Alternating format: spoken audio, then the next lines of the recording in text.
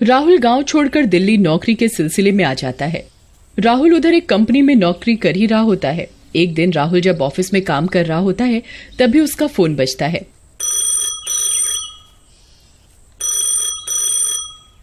Hello, कौन? Phone से आवाज आती है। सर, मैं आशी बात कर रही हूँ, क इंडस्ट्रीज से। ये सुनकर राहुल बहुत खुश हो जाता है। हाँ मैडम, बोलिए। राहुल, हमारे यहाँ पर एक वैकेंसी है जो मुझे लगता है आपके लिए बहुत अच्छी रहेगी और आपकी प्रोफाइल से मैच करती हुई ही है। जी मैडम, बताइए। ये वैकेंसी मुंबई में है, आपको मुंबई शिफ्ट होना पड़ेगा। ठीक है मैडम। देखते ही देखते राहुल उस नई कंपनी का इंटरव्यू क्लियर कर देता है और मुंबई चला जाता है। राहुल को थोड़े दिन के लिए उसकी कंपनी वाले होटल देते हैं, पर कुछ ही दिनों में राहुल को एक घर में शिफ्ट होना था। देखते ही देखते राहुल को एक अपार्टमेंट में एक रूम मिल जाता है जो खाली होता है। राहुल उधर अपना सारा सामान शिफ्ट करके बैठा ही होता है कि तभी उसका फोन बज जाता है। वो अपनी स्क्रीन पर देखता है तो उसकी माँ का फोन आ रहा होता है। हेलो माँ। हेलो बेटा। माँ, मैं शिफ्ट हो गया हूँ नए अपार्टमेंट में। इतनी जल्दी? अभी 2 दिन पहले तो तुम कमरा ही देख रहे थे। वो हुआ यूं माँ, यहाँ पर इस कमरे के मालिक को जल्दी जाना था विदेश, इसलिए उन्होंने मुझे ये कमरा जल्दी दे दिया। क्या ये वही कमरा है जो तुम 2 दिन पहले देख कर आए थे? जी माँ। ये सुनकर राहुल की माँ बहुत डर जाती है। अरे बेटा, वो जगह ठीक नहीं है, उस जगह भूतों का वास है। अरे माँ, ये आपको किसने बोला? तेरे चाचा का बेटा है ना मोनू, मैंने उससे बात की थी और जगह बताई थी। उसने बताया कि वो जगह ठीक नहीं है, उधर आए दिन कुछ न कुछ घटना होती रहती है। राहुल अपनी माँ को तसल्ली देता हुआ। अरे माँ, ऐसा कुछ नहीं है, मैंने यहाँ जांच पड़ताल कर ली है, यहाँ ऐसा कुछ नहीं है। पर मुझे मोनू ने बताया कि वो सोसाइटी भूतिया है। ओफो माँ, आप ये बेफजूल की बातों में मत आओ। हाँ, मैंने अपने कमरे के ऊपर वाले कमरे को भूतिया सुना नहीं, पर मेरा कमरा ठीक है। बेटा, ये बुरी शक्तियों का प्रभाव आसपास की जगह पर भी छोड़ती है। क्या उस कमरे से दूर कोई कमरा नहीं मिला तुम्हें? माँ, आपको तो पता ही है, मुंबई में किराए का कमरा, वो भी ढंग का, बहुत मुश्किल और महंगा है। इस सोसाइटी में और भी कमरे थे, पर उनके मालिक अभी किराए पर देना नहीं चाहते थे। वहीं मेरे कमरे का मालिक विदेश जा रहा था, इसलिए उसने मुझे कमरा किराए पर और सस्ता दे दिया। काफी शांत इलाका है और यह मेरे कमरे के लिए अच्छा है। ठीक है बेटा, पर जल्दी से जल्दी पूजा करवा लेना, इससे सारी बला दूर रहेंगी। अपना ध्यान रखना बेटा। ये बोलकर माँ ने फोन काट दिया। राहुल ने भी फोन रख दिया और सो गया। राहुल एक इंटीरियर डिजाइनर था और अपना बहुत सा ऑफिस का काम घर से ही किया करता था। अकेले शांति भरी जगह पर उसे नए नए आइडिया आते। बिना किसी बाधा के वो अपना काम किया करता। मुंबई में ऐसी जगह ढूंढना बहुत मुश्किल था। वो जहाँ रहता था वहाँ पर शांति थी।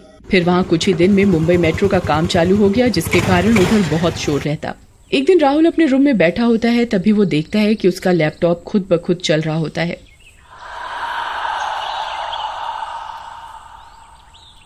ये देखकर वो बहुत हैरान हो जाता है कि कहीं सच में इधर भूत तो नहीं है। देखते ही देखते राहुल के साथ अजीबोगरीब वाकये होते हैं। एक दिन राहुल अपना काम कर रहा था, तभी एक बच्चे की बहुत जोर जोर से रोने की आवाज आने लगी।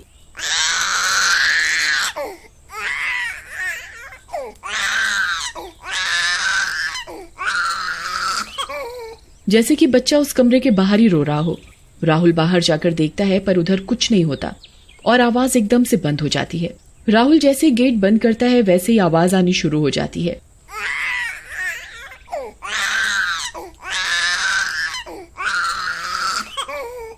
ये देख राहुल बहुत डर जाता है। ऐसा कैसे और क्यों हो रहा है? राहुल दोबारा गेट खोलता है, फिर से आवाज बंद हो जाती है। ये देख राहुल बहुत डर जाता है।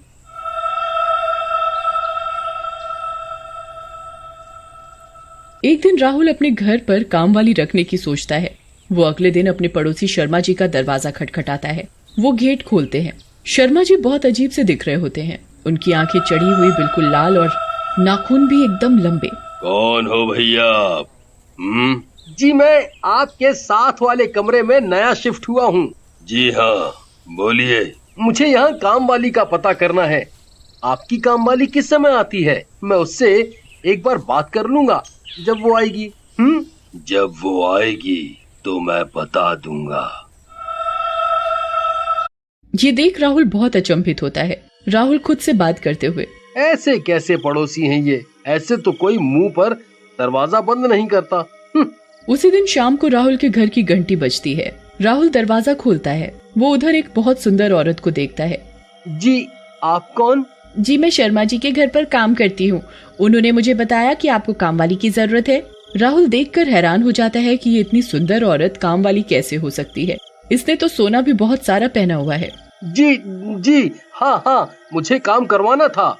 जी हाँ, मैं कर दूंगी साहब आपका काम। मैं रोज सुबह जब शर्मा जी का काम करूंगी, करते ही आपके घर आ जाऊंगी। ठीक है। अगले दिन कोमल राहुल के घर का काम करने आती है। कोमल पोछा लगा ही रही होती है कि तभी वो देखता है कि कोमल की गर्दन चारों तरफ घूम जाती है।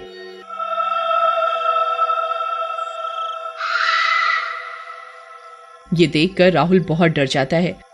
वो अंदर ही अंदर सोचने लगता है, ये कोमल अंदर ही अंदर ऐसे कैसे कर सकती है।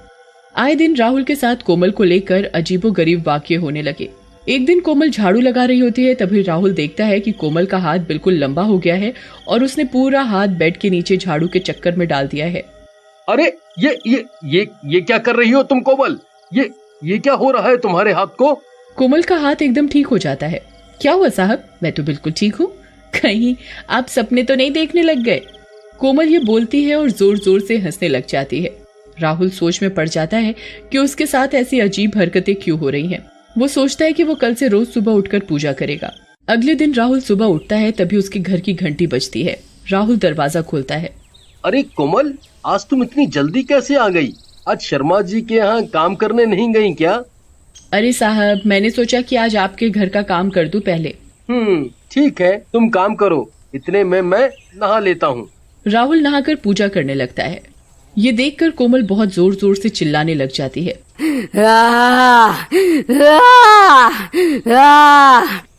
अरे ये क्या कर रहे हो? ये क्या कर रहे हो तुम? ये पूजा उजा में कुछ नहीं रखा। ये सुनकर राहुल बहुत हैरान हो जाता है कि आखिर कोमल ऐसा क्यों कह रही है। कोमल पूरी कोशिश करती है कि राहुल पूजा ना करे।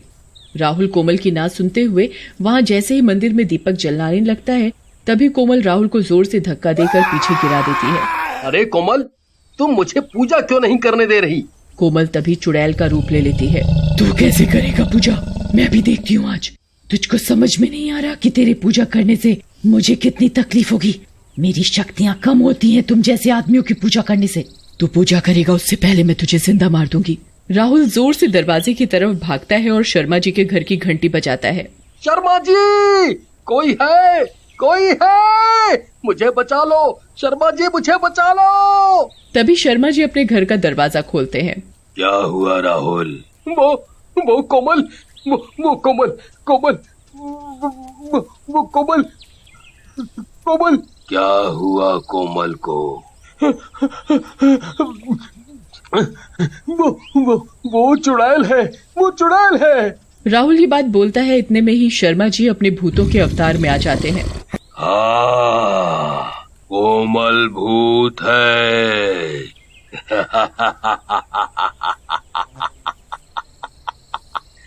वो मेरी ही पत्नी है। मैंने उसे तेरे पास तुझे मारने के लिए भेजा था। आज तेरा सर्वनाश होगा।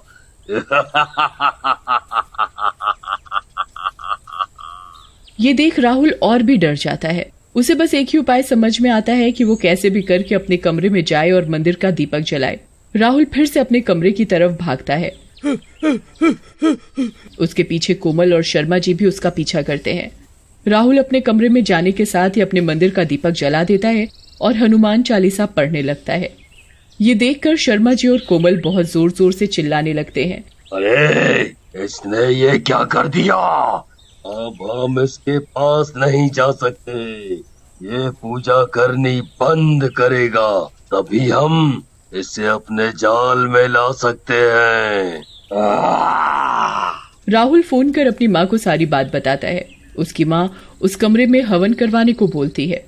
राहुल अगले ही दिन अपने कमरे में हवन करवाता है।